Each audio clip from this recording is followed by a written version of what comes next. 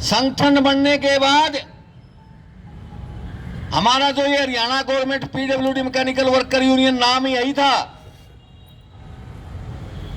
राजनेताओं ने इसका मिसयूज भी किया। जो इसके पदाधिकारी शुरू में रहे, करतारी देवी, आपको याद होगा किसी साथी को, याद है ना? क्या थी करतारी देवी? मंत्री थी ना। पहली प्रधान तो सीता देवी ज्वाइंट पंजाब में थी, जो मंत्री थी। यहां आने के बाद करतारी देवी बनी, जयबीर कुंडू बना, मतलब रिजक राम और काफी सारे जो राजनेता जो राजनीति करते थे, वो एक बार सारे लोगों को कहीं ना कहीं राजनीति के मेले में लेके जाते थे और उनको कह देते थे ये लोग मेरे पीछे हैं, अब मुझे टिकट दीजिए।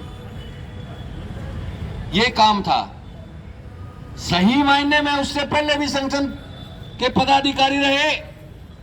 साथियों, सही मायने में जो एक गाइडलाइन देने वाला जब पदाधिकारी आए हैं, तो बल्लभगढ़ में जब चुनाव था, वीरेंद्र डंगवाल अभी रिटायर हुए हैं, 4-5 साल पहले वो जब प्रधान बने ना, उसके बाद ही 1992 में जब वो प्रधान बने, 92 के बाद ही जो ना दिशा और नियम तय होने लगे। जैसे ही वो बने, मैंने बोला 1993 में ग्रुप डी के सेवा नियम बनवाए, 1996 में ग्रुप सी के सेवा नियम बने पब्लिक हेल्थ के। और हम भी जब नए नए थे, जैसे साथी आया और कई और पुराने साथी थे, उनकी सोच दृष्टि इतनी बढ़िया और आगे की थी कि पहले जो पद थे ना, किसी ने पंप ड्राइवर किसी को कह दिया तो पंप ड्राइवर पद बन गया, पंप ऑपरेटर कह दिया तो पंप ऑपरेटर पद बन गया, पंप अटेंडेंट कह दिया तो पंप अटेंडेंट बन गया।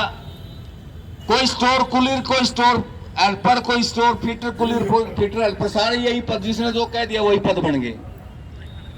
जब वीरेंद्र सिंह डंगवाल सर्विस रूल बना रहे थे, हम उनके साथ थे, बनवा रहे थे। उन्होंने कहा कि ऑपरेटर, फीटर, प्लम्बर, कारपेंटर, मैसन, इन सब के लिए मैट्रिक और आईटीआई भर्ती के लिए क्वालिफिकेशन तय करो।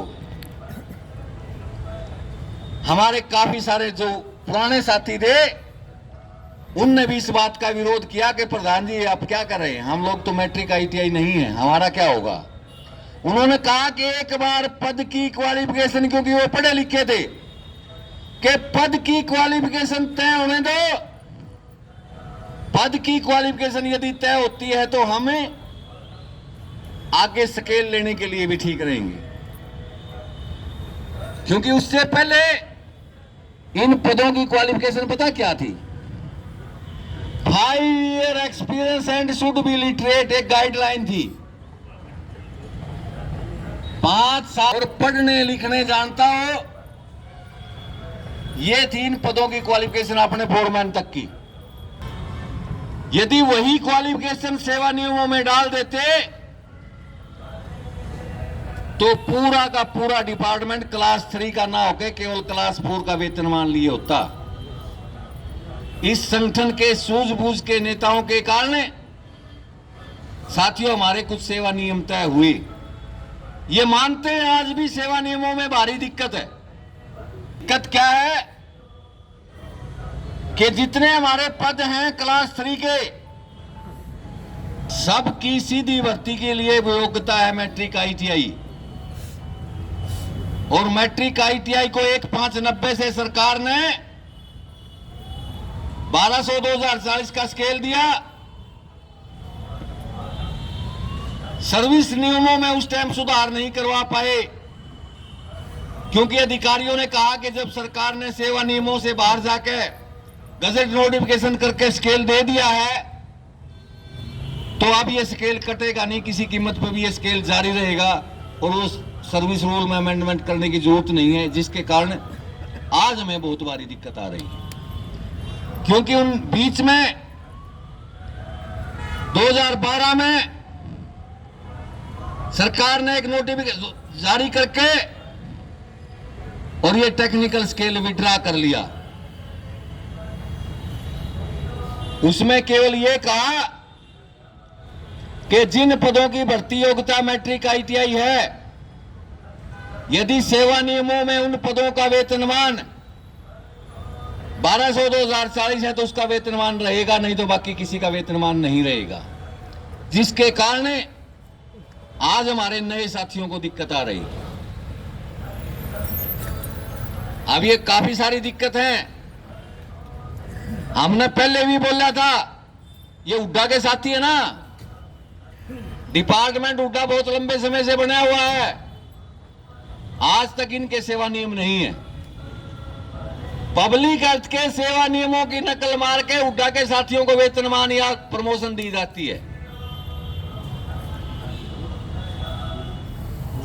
ये सरकार की बहुत बड़ी कमियां हैं। आज हम सेवा नियमों में सुधार की बात करते हैं। हमारे अतिरिक्त मुख्य सचिव मिस्टर AK सिंह, उन्होंने एक फाइल चलाई थी, नाम तो उसका था ठीक ठाक नहीं था, कि merging of A post in department के पोस्टों को मर्ज किया जाए। हमने कहा कि हमारे डिपार्टमेंट में फोरमैन तक 6 पद हैं और 6 पदों में 7 पद हैं, 6 पद केवल क्लास 3 के हैं।